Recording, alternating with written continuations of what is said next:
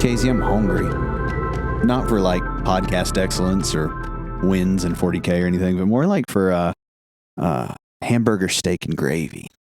I just had some fish and chips myself. Ooh, greasy. You feel all lubed up? Honestly, it wasn't that bad. Like an airbrush trigger. Welcome to 40K Fanatics. This is, in fact, a mini gaming podcast, mostly focused on Warhammer 40,000, but there's other stuff.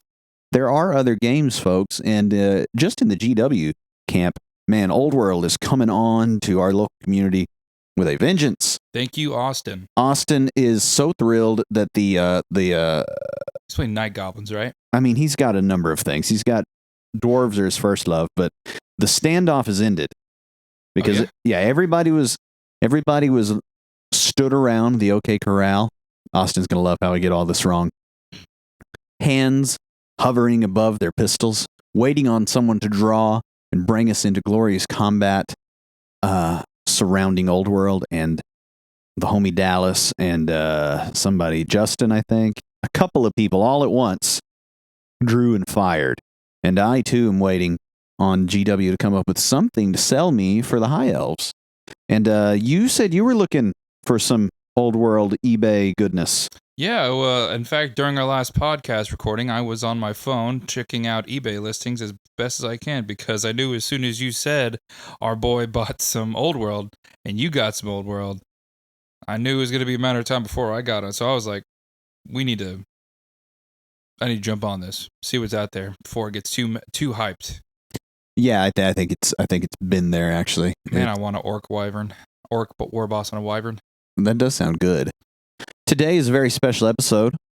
Yes. It's 1 year of doing this. Yeah, 1 whole year. When I started this guy back in either early April, mid-April, around there. Yeah. Gosh, Shane, what do you feel right now? I feel hungry for hamburger steak and gravy, possibly with soft carrots and mashed potat. I will be honest, I'm a little bittersweet right now. This was supposed to be like our best pod yet. We were going to have new and improved technology, production, and then you decided to take my professional recommendation, because I do this for a living. He does. Like this sort of thing is my only job. This is bread and butter. Right. I sent my boy a link for a fresh new microphone to sound so sultry. Much like the one he's using. That's right. Identical, in fact, so that we would have less to think about. And you did not take that link. You went off the menu. Yeah, went off the menu, searched around, just copy and pasted pretty much the title of whatever the mic was. And I ended up with a possible Chinese knockoff. Yeah, Japanese Chinese ripoff. We don't recast, maybe. Whatever, a recast. I love that. A recast microphone. Wow. You feel like that $40 you saved was worth it?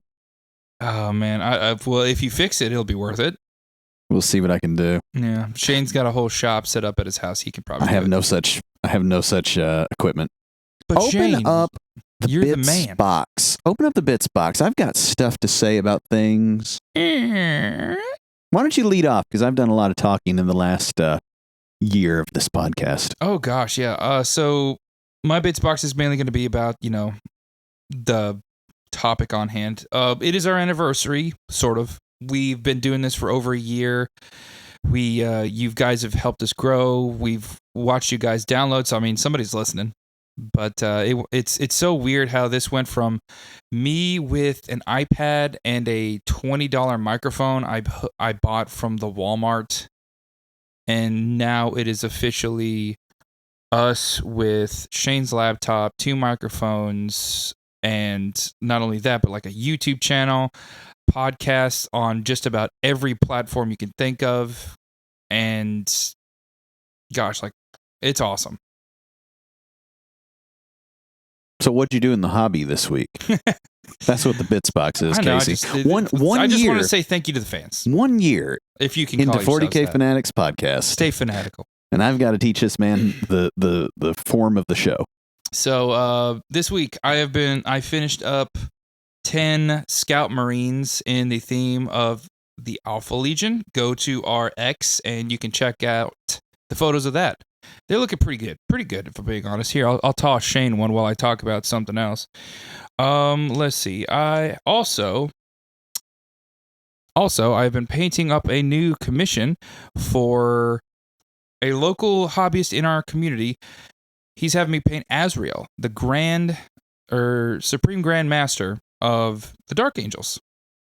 These scouts are a commission as well, right? Yes, they are.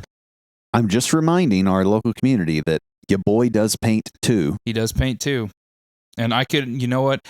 For a little bit more dosh, I'll just outsource some of the cheaper work to him, since I love saving a buck and getting cheaper stuff sent from somewhere else. But yeah, I painted these 10 Scout Marines and the Alpha Legion stuff. First time ever doing the camo cloak that people love to do for like the scouts and stuff. Never done that before. And it's just one of those, it feels like it's just one of those things. You start off on it, you get halfway, and then you're just like, this looks terrible, but then you add that final detail and it all just comes together. And you're like, well, I'm an idiot. So you're hurting right now. I'm hurting. You're hurting right now. I can tell. Your vibe is one of hurt. This microphone's got you. I'm being honest with you, folks. Look, I've been on a bit of a losing streak.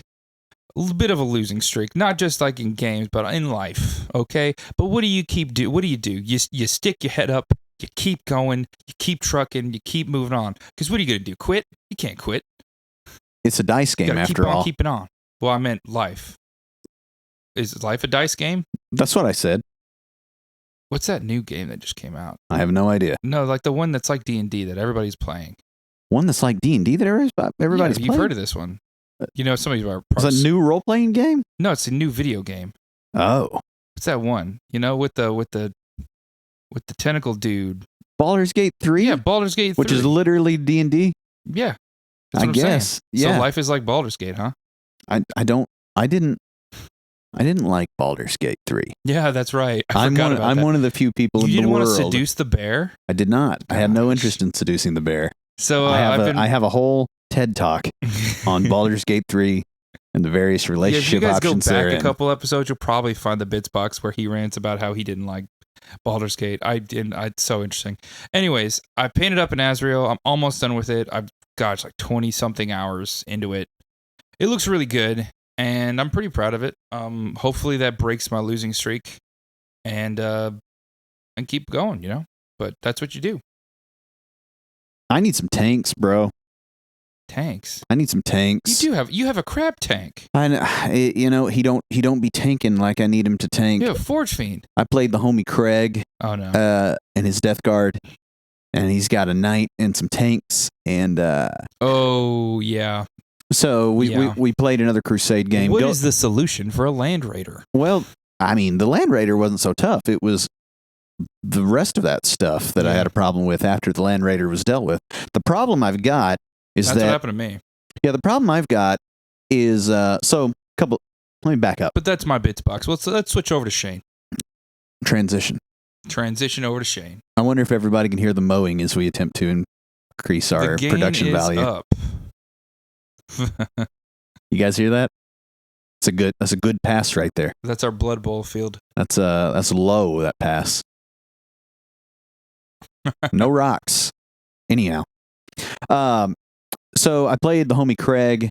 We actually played at the game store because I don't think either of us wanted to drive that far. No outdoor invitationals. No, we didn't mess with it. However, I'll get to that in a moment. Don't let me forget about outdoor invitationals. Played the homie Craig at the game store, Crusade game, 2,000 points, and he brought his Death Guard list, which I mean, I think that he would feel good about running at a tournament or something. Like it's a good idea, right? It's a good concept for a list. And I've been having a whole lot of success playing a 1,000-point game because I have a lot of troops, and I think that troops really work well. But then when you take it up to 2,000 and you've got enough points to play with, that's where the tanks come in. I don't have enough to deal with tanks fast enough to stop getting overrun. Yep. And so what had happened is my Forge Fiend and associated folks dealt with the Land Raider, dealt with his Demon Prince of Nurgle, and then it was all a bit too late. So what I think I want is a Chaos Land Raider, real bad myself, so that I can stick Abaddon and some Termies in there and run them up the board, fire some las cannons, and then jump them out and then have them charge into the fray. It'll be epic. That's the traditional Son of Horus for you. That's right. And I also think I'm going to buy, because at some point you just have to buy whatever's in stock, and they have a Vindicator tank. Now, that's not ideal because it doesn't carry anybody. It still looks cool. It does have a number of shots, but it's my favorite model. It only has a 24-inch range on the gun. So that is kind of short. Is that a tank? Is it not a tank? I don't really know the answer, but it is neat. And my buying strategy is always neat above everything. I tell you another problem I've got. I'd buy it. That's a cool model. Yeah, I tell you another problem I've got with buying new things for $40K is when I go flip through my data cards of Chaos Space Marines, I never cease to hit the Helldrake and think, ooh, Helldrake, which is a terrible way to win, but it's a fine way to end up with a Helldrake. So I have a Helldrake, and I can tell you from personal experience, it is the worst painting I've ever done. Gosh, so many blocks, so many pointy things. Oh, and it took forever. I think I'd like it. I mean, you can have mine. I stole your airbrush compressor. I've got another gear I can go to that you don't have anymore. I don't know what that means, but okay. I mean, I can power through some stuff. Are you bragging about stealing from me? I think that's what I'm doing. See, folks, I'm on a losing streak. This is what I'm talking about. I see. I'm getting robbed by my friends. I see this guy every week, and I'm getting over on you. Oh, so dumb. Yeah, but I need some tanks. The other stuff that I've done in the hobby this week is more Judge Dredd, more Star Wars. I did Commander Cody. Your Commander Cody, I think is. What about my Commander Cody? Your Commander Cody, I think, is objectively better than mine. However, wait. Did this man just actually compliment my paint job? I compliment your paint jobs all the time. I just want the people to remember that I too paint. But yes. your Commander Cody is objectively better than mine.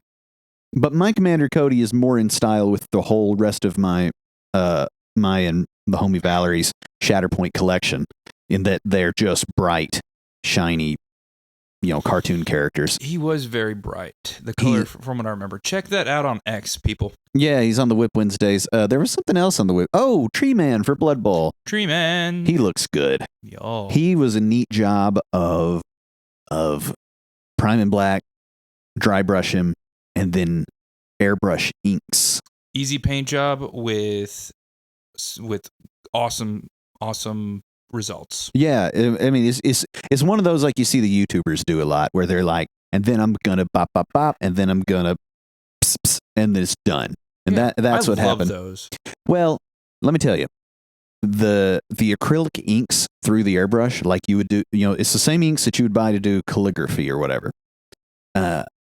They're a game changer because they never fail to just spray so smooth, and you can just hardly get any ink coming out, and it goes on, and the first couple of passes, if you want, I mean, you can crank your trigger all the way back and just nail it if you want to.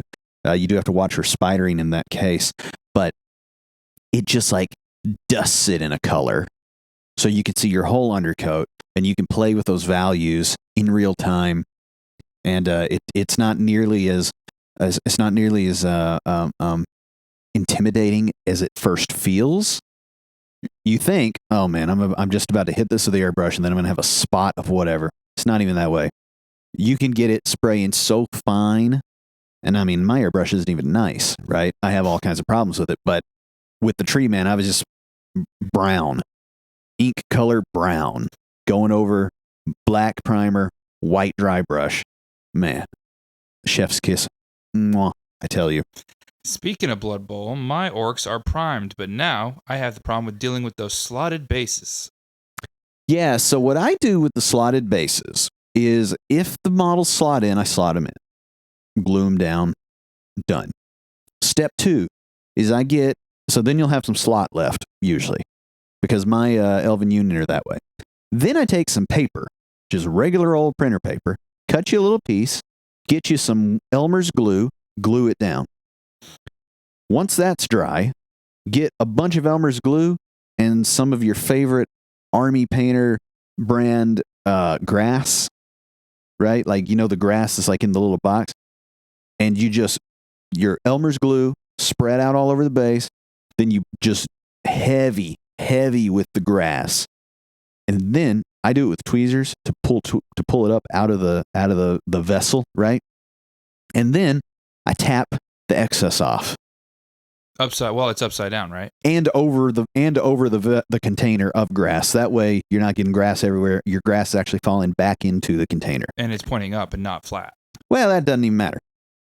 that doesn't matter. I don't think that makes the effect or at all, because it's supposed to be a field, so it's like cut grass anyhow.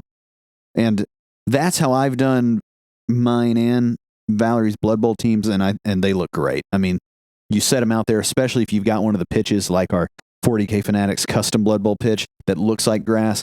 Man, they look like they're so in it. But that's how I cover the slot and handle the grass kind of in one fell swoop, because you don't even have to worry about what color the paper is. You can't see it under the grass if you get it thick enough. Yeah, I'm excited. And it's with Elmer's glue. I was going to do green stuff, but your way sounds way easier. Green stuff is what I would use if it wasn't going to have just grass over the top.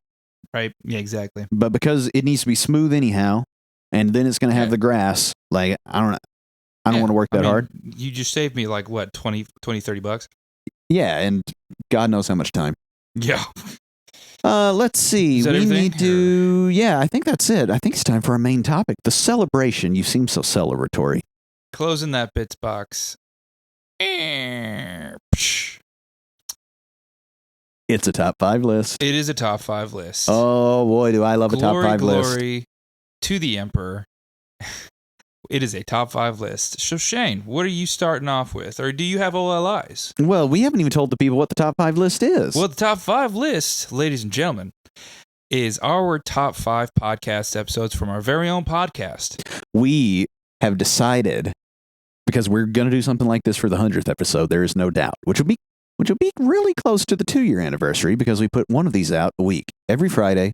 Don't miss it. The YouTube ones, you guys get them when you get them, because Casey has got a lot going on. But we've decided to navel gaze as much as possible and make this even more self-involved than spending 20 minutes on our own hobby time. But for whatever reason, you're here. So get used to it. Here go our top 5 favorite episodes from the past year and from the infancy of the podcast entirely. Now, I've got 2 OLIs. That's outside looking in for those of you that don't listen to enough sports radio. So these did not make the top 5, but they're real close. Yeah, they're like up there. That's right. OLI number 1, Primarch Talk. All the episodes that we've done on Primarchs, they don't quite make my top 5 because I don't really feel like I participate in them much. But I do always like learning how absolutely bananas all of this 40K lore is, especially when you get to the real heroes, as if the Space Marine isn't enough of a power fantasy. Then his dad walks in. And it just goes to 12 or 13. I like well sending beyond 11. you the models of the Primarchs as we're doing those to like give you some perspective about them, but also to see how terrible those resin models look. Oh boy, do they look bad. Sorry, Horus Heresy. Maybe they'll legend some of them. Check out last week's pod. My second OLI, and this one's close to my heart, but it was hard to nail it down to one episode, and you guys have not heard of these episodes. We've seen the numbers. All the painting ones. The painting perspective episodes? All the painting ones. Just everything we've done for painting. You guys hate them. YouTube hates them. The terrain one. So we do less of them. The terrain one people did seem to enjoy. Right? Like that was so long ago. Like that was back when we practically first started, right? I don't remember. But then my list begins in earnest, and I'll let you go first with your top 5, and we'll take turns. Okay, my one of my top 5s, or my 5th top 5, I'm sorry, would have to be Horus Heresy Part 2, The Siege of Terra. Okay, so I feel like this was when we really, our lore episodes got better. You were still like, you were involved, and we packed probably, I don't know, like 50 books worth of knowledge into an hour. so I've got this on my list, Oh, really? but it comes later. And I'll hold my comments till then. Okay. My number 5, reviewing the Warhammer Christmas boxes. Oh, yeah. This was the first pod That is on my list as that well. really popped for us because you threw this thing up on YouTube and we checked it 4 days later and there were 1,000 views. And I'm like, oh my gosh, of course. People love a shopping guide more than anything. So we had a lot of fun with that. And whenever you guys went nuts. Yeah, whenever they come out with more boxes, we will be reviewing more boxes. In fact, there's an Orc and a Custodes box that we probably should talk about in the future. That's my number 5. That is actually my number 4. I really liked that one because we kind of started to stop looking so much for topics whenever we started to come up with them. And when we fell into this, you guys really responded. And we liked doing it because it's something that we enjoy because we talk about the hobby, the lore a bit. It's got something for all of us. And you guys really liked it. So thank you. Yeah, that's my number 4. Warcom makes the article for us, and then we just repeat it to you guys. Just spoon feed it. My number 4 is the episode, and also all these episodes are available on all of our platforms, so I encourage you to go and listen to them. Yeah. Some of them were recorded in your garage, and they sound like it, and we were hot and sweaty getting eaten up by mosquitoes. That was the worst. That was the worst idea we've ever had. The Grimdark Garage. The Grimdark Garage. The idea was that it would keep the noise down from your daughter and your dogs and stuff. And it did none of those things. She banged on the garage door as much as any other. Yeah, I think it was the second episode you actually pointed out a lawnmower going by during the podcast, and we kept it in. We've come full circle. My number 4 is don't play competitive 40K. Oh, yeah. This is one of the first times that I got on one of my favorite soapboxes, which is stop trying so hard. Yes. That was man, I should have put that as an OLI. It's one of those, and I mean, listeners know my stance on this. Like, I know we want to win. I'm out here needing some tanks, okay? But it is not the whole of the entire hobby. Stop acting like it is. You're not. My question is always when we get on this topic, are you having fun? Are you sure? Because that, at the end of the day, is the most important part. This is a very difficult thing to make a job out of. Like, we could be talking about whatever topic. We've chosen 40K because we like to do that. But at the end of the day, podcasting is kind of the gig here, not 40K. The 40K is just supposed to be fun. Anyway, don't play competitive 40K. That episode, my number 4. Hit it with your number 3, sir. I would believe that my third one would have to be the Rogue Trader game reactions and review.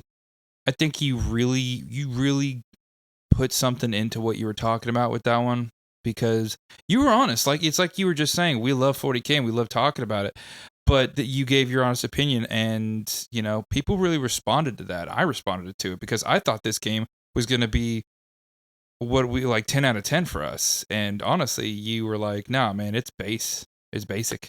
I mean, it was fine. It's so good, so my but number it's 3 like- ties in with your number 3. Oh, really? My number 3 is the Bolt Gun review, which is the other 40K game that came out last year. It's the first person shooter. It's also the like 16-bit graphic looking one. We loved that game. It's got fan favorite shout out iZombie Rahu Kohli voicing the Space Marine in that. I forget what his name is in that, but that is my number 3 favorite episode that we've done so far because it was the first time that I got to actually realize a sort of passing, let me call it ambition of mine, which is to review video games because I'm 36 years old. Everybody my age thinks that they would love to review video games, and I got to and have. We were there when YouTube started. We saw when people started doing that stuff. We responded to it. Yeah, and so that was the very first time that I got to review a video game for mass consumption, which was great. And we will do it again if and when Space Marine 2 ever comes out. That's actually my number one, so now I think I need a new number one. Bolt Gun review was? Yeah, that was honestly, I think that's when we really started coming together as a team. We both bought the game, we both played it, we both had something to say about it. We came up with our own ranking system. People really, that was like one of our first bigger hits, honestly, download wise, because just, well, it was in the meta, honestly, and it was both something that we liked, so. What's your number 2? My number 2 is the Grimdark Life, Hive Cities, Corpse Starch, and more. Because that's when I tried to stress to you a little bit more about not what's in Warhammer, but the setting of it all. Yeah, that one, that nobody saw that one either. That one was terrible on YouTube. Yeah. I think it sits presently with 7 views or something. You people need to go and listen to that. It's a good one. It is good. Number 2, and we're gonna need to pad this thing out a little bit. Number 2. Well, we both had like 2 things like on the same each other's list, so. I mean, we're just being efficient. Who knows? You know what? Maybe it'll just be a short episode. What would happen? Space Marine segment for 10 minutes. Well, I mean, well, okay. So I do have some stuff to say about Space Marines. Oh boy. Number 2 is going to prompt it, but it is not my number 1. Okay. Number 2 is the episode, and this is a very early episode. Space Marine, etc. Really? I believe is the name of the episode, and it's the one where we started going through the various like additional body parts and physiology of Space Marines, and it was my first look into just how deep in the weeds this lore goes. Oh yeah. And there's a part, and this is what we'll get to, and let's call it, we can't call it the after party because Trapped Under Plastic has that coined already, but whatever we pad this out as, I guess it'll be our exclusive Space Marine segment. Kind of it's not a catchy name, but it's a name. Gosh. In our exclusive Space Marine segment, I will address what I believe to be some points of controversy. Controversy?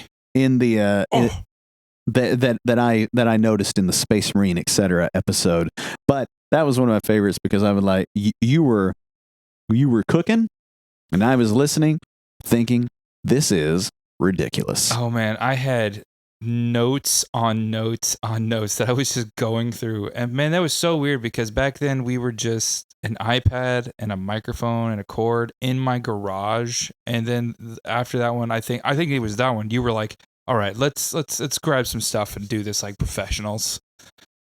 Yeah, I mean, it's funny, right? I know. It's just we just crowded around one table. Yeah, it was rough.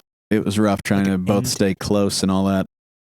And it was too hot for that. Yeah, if we'd done that indoors, we might still be doing it that way. Yeah. Man.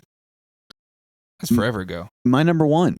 You're number 1. I always close with number 1. You're getting number 1 this time. Well, I did Bolt Gun. I suppose. But I mean, yeah, I'll pick another one. But you spoiled your number 1. I don't know why you did that. Well, I mean, it was obvious. You see, I held my number 1. I was actually planning on picking a new one. And people that have been paying attention so far know what my number 1 is. It's the Siege of Terra pods. It's a part 1, part 2 thing about the Siege of Terra. And that Siege of Terra part 1, part 2 is fascinating for a number of reasons. One, it's the whole reason we're here. How the Emperor got on his throne. Death of Sanguinius, rise and fall of Horus, Istvan, Magnus did nothing wrong, all that. Erebus, preaching the word, taking the word to the rabble. That one guardsman dude, like all that. That brave man. That absolute Chad pile of jello. He's so dead. But as far as the pod went, there was a big change that happened between part 1 and part 2, which is I heard you tell the story through part 1, and then I said to you, okay, Casey, there are spots where you're telling a story, and sometimes you take off on a limb, and I don't know which limb that is. Yeah. And from that point on, you started reminding the audience what limb you're on, and we have been to the moon ever since. And I think in that moment, you yourself turned in to a professional entertainer. Like me. Yeah, I'm trying to go through nursing school, everybody. Hats off to you if you get that joke. So my number one. But I agree with you 100%. That was Horus Heresy Part 1 was good. It just had a little bit of, it needed some fine tuning. He even commented on it afterwards, and I just took those comments and I ran with it. Horus Heresy Part 2 is an infinitely better episode. It did well with our downloads. You guys loved it. We loved it. And really, it kind of made a template for me for most of our lore stuff. Telling a story is an underrated part of anything. And it is often not given enough credit for its difficulty. You know? And people think, well, I know about a thing, and so I'll just tell people about the thing. And that's fine, but it isn't. It usually is not enough. It requires that other part to, dance around and stick the landing. And You're number one. You said you have a new number one. Yeah, I do. I switched. I since I mentioned Bolt Gun earlier. So you made something else in OLI. I guess this would be an OLI, and Bolt Gun would still be my number one because man, I love Bolt Gun. It was a good game. I've not played it a moment since. Oh man, it's so good. Yeah, my I guess OLI, since Bolt Gun was my definitely number one. Primarch overview of the Lion. No, that was a good one. That was a really good one. That was a good one because the Lion was real hot right then, and he had a lot going on. He had just not even awoken, appeared. Yeah. I mean, he had awoken and appeared. I don't even think the book came out yet, and we were doing that pod, and then the model came out. The model had already come out. We were waiting for the book. We were waiting for the Dark Angels Codex, so we just did like 3 whole episodes where it's just like Lion, the Dark Angels, the Fallen, and we just ran with it. And honestly, we had some fun with it too. Dark Angels are pretty awesome. You don't like to paint them. Gosh, dude, I hate painting the armor so much, and I don't know why. I really don't. I submit to you that your issue with painting the green armor is because you're an orc guy and you're so used to painting green skin that there is a disconnect between I'm painting green and your brain just says, all right, green skin, here we go. Get your yellows out and whatnot. And that's not the case. It's got to be something, man, because it just gets me down to my soul. Don't know why. Just every Dark Angel before like the last couple of years that I've painted, I gave up on, never finished, resold them on eBay. That's crazy to me because I find green to be one of the easiest colors to highlight up and down. Second only, in my opinion, to blue. I will say the green. Like blue, I find really easy to go. Oh, yeah. Dark navy, straight up blue, sky, right? And you can just do 1, 2, 3 like that and do anything you want. And with green, I feel it's the same. You do real dark green, you do dead in the middle green, you do super light, mint color, and you can take it up to white if you want. So green and blue are my favorites to do. Yeah, and but for whatever reason, you get in your head about some green armor. It's so weird. I hate it. It's in fact the last thing I have to paint on this Azrael is literally the green armor. Which is crazy because you don't ever have these apprehensions about green orc shoulder. Nope.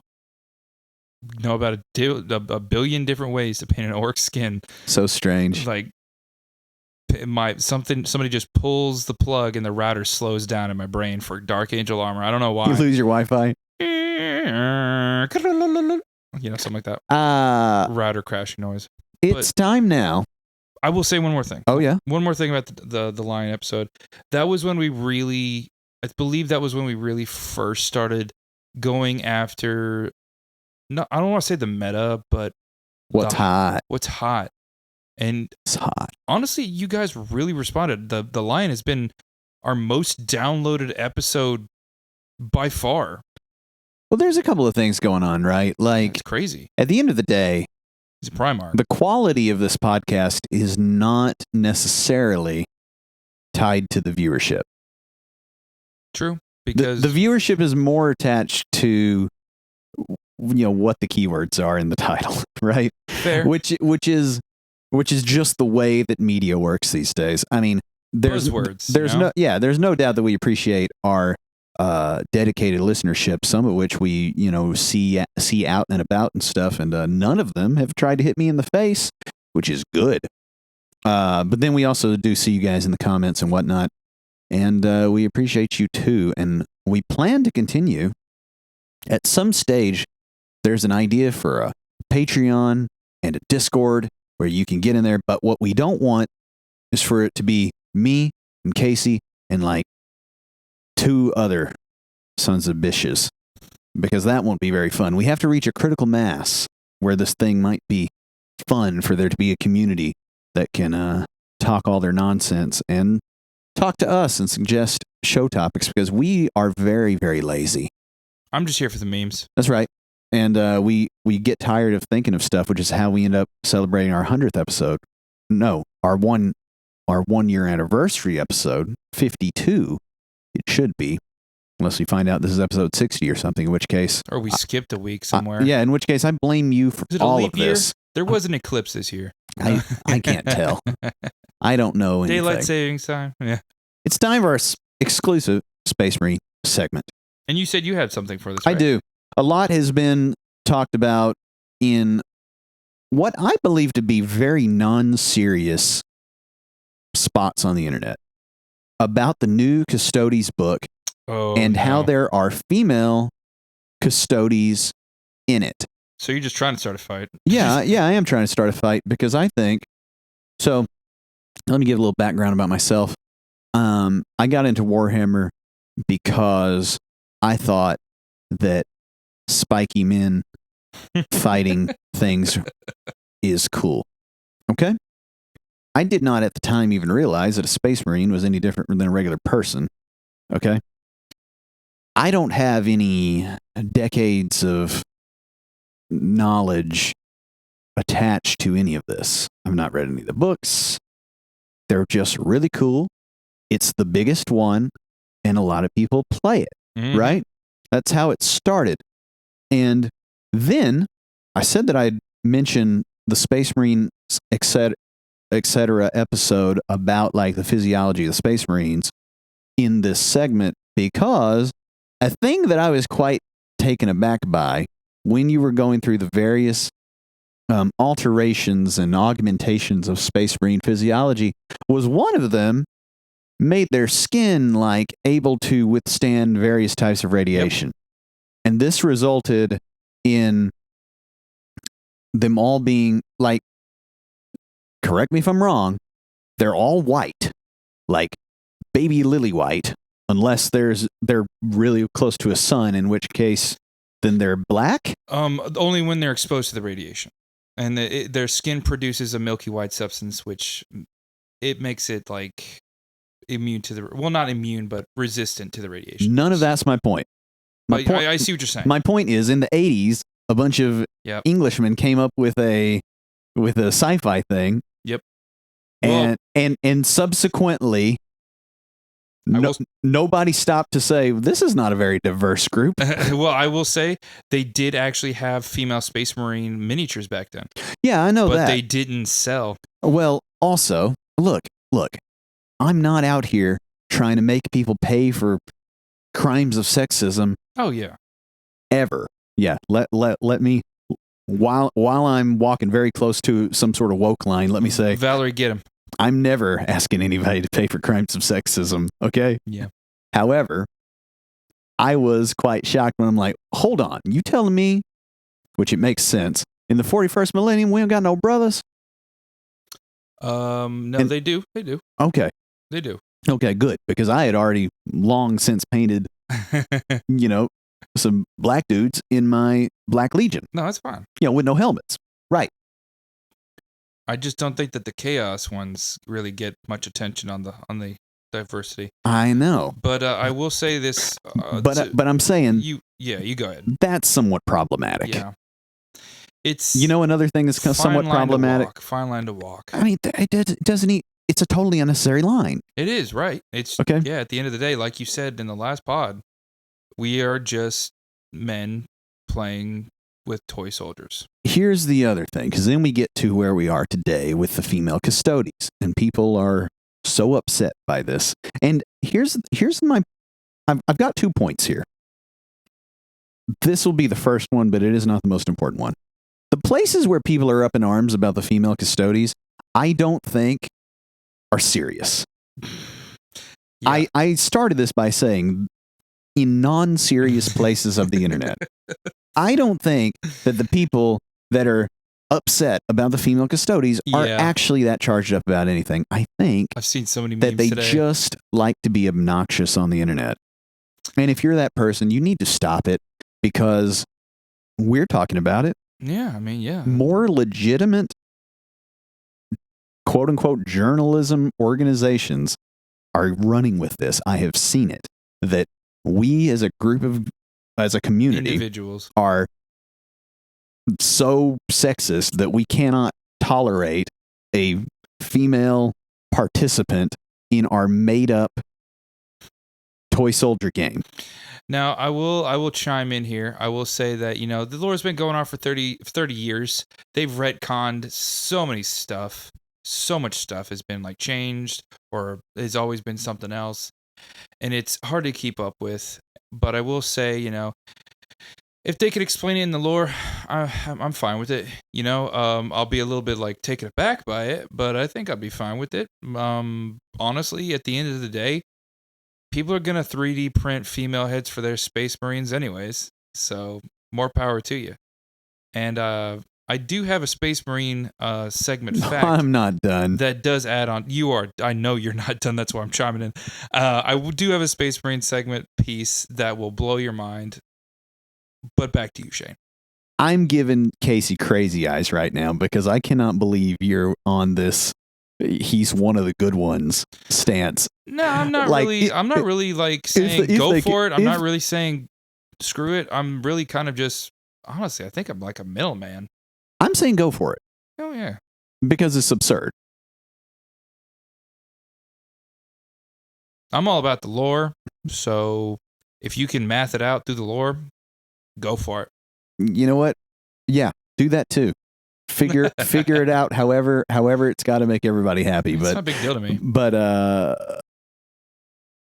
I think that Rule 34 is going to have a good time with this. I think that when stuff is low-key problematic, it's a silly position to circle the wagons on it. It is. And that is my second and final point of the matter. I guess it's a three-pronged thing. One, I don't think anybody is actually upset about it, but if you are on the internet claiming to be, stop it, because you're making everybody look silly. Two, I think this is all totally made up. And three, not just in this, but in anything, if you find yourself caping up for some low-key problematic silliness, ask yourself, who are you doing this for? Yeah, right. Why?